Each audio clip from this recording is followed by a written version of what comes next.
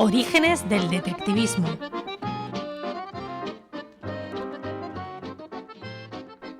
Una de las primeras actividades que realizaron los despachos de detectives privados en sus inicios, a finales del siglo XIX, son los casos relacionados con la pareja, que no dejaban de ser aquellas pruebas o evidencias que podían servir para alegar causas para romper un matrimonio. Existía además todo un abanico de investigaciones relacionadas con el matrimonio y la familia. Hablaremos de ellas en otros programas. Pero a modo de resumen, nos podíamos encontrar con los conocidos como informes de confianza o desconfianza antes del matrimonio. Sí, del mismo modo que se realizaban investigaciones sobre un directivo antes de contratarlo, también se solicitaban investigaciones para conocer mejor a una futura pareja. Sus hábitos, rutinas, reputación, se solicitaban referencias de parejas anteriores, incluso a vecinos. Estas investigaciones eran solicitadas por familiares de uno de los dos. En la actualidad, también existen casos relacionados con la custodia de menores. Son aquellos que buscan, por ejemplo, confirmar el buen comportamiento del padre o la madre con sus hijos.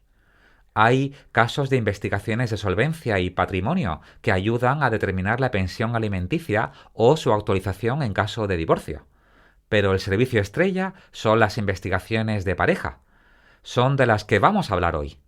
Hay que saber que eran, son y serán una de las actividades que realizan todos los investigadores privados del mundo. En varios países de Europa, depende de la etapa en el tiempo en el que nos encontremos, además de ayudar a confirmar unas sospechas, recopilaban y facilitaban las evidencias de esa desconfianza. Incluso era habitual que el profesional detective acudiera al juzgado para presentar y detallar esas pruebas. En Reino Unido, que es un ejemplo por ser uno de los primeros países del mundo donde se inicia la actividad de la investigación, era un servicio que se inicia como consecuencia de la Ley de Causas Matrimoniales del año 1857. Y aquí de nuevo nos tenemos que quitar las gafas del presentismo. De otro modo, es imposible ver que hasta esa fecha la única forma de obtener el divorcio era a través de una ley privada e independiente para cada pareja en el propio Parlamento.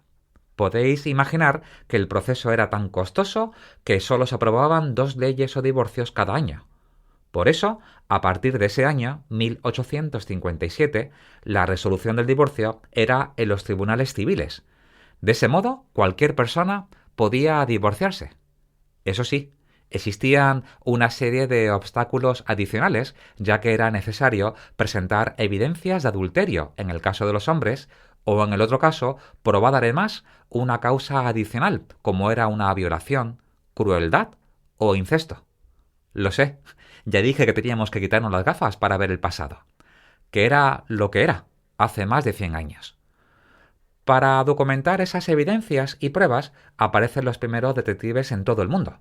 También mujeres detectives, que de manera discreta se convertían en sombras realizando seguimientos y vigilancias, hablando con testigos y recopilando pruebas que luego tendrían que presentar y testificar en la corte judicial. Muchos de esos casos eran solicitados en casi todos los países del mundo por abogados especializados en derecho de familia. Una de las curiosidades eran los esfuerzos publicitarios de varios detectives pensados para atraer a los casados infelices, y de modo que sus anuncios con los datos de contactos del despacho de detectives aparecían en programas de teatro o folletos de publicidad de hoteles. Hablaremos de otro tipo de investigaciones familiares, y que eran muy comunes en la Inglaterra de la primera década del siglo XX.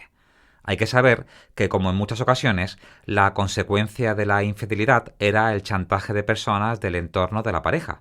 Por ejemplo, vecinos, personal del servicio del hogar, camareros, empleados del hotel, que, siendo conocedores de esa infidelidad, amenazaban con contarlo si no recibían una suma interesante de dinero, por lo que era habitual solicitar los servicios a detectives que ayudaran a esclarecer quién era el estafador o la estafadora. En España tenéis que saber que en la actualidad no es necesario presentar evidencias y pruebas para que una pareja se pueda divorciar. Los clientes que solicitan este tipo de investigaciones lo hacen, como en otros países del mundo, para poner certeza a una corazonada o intuición.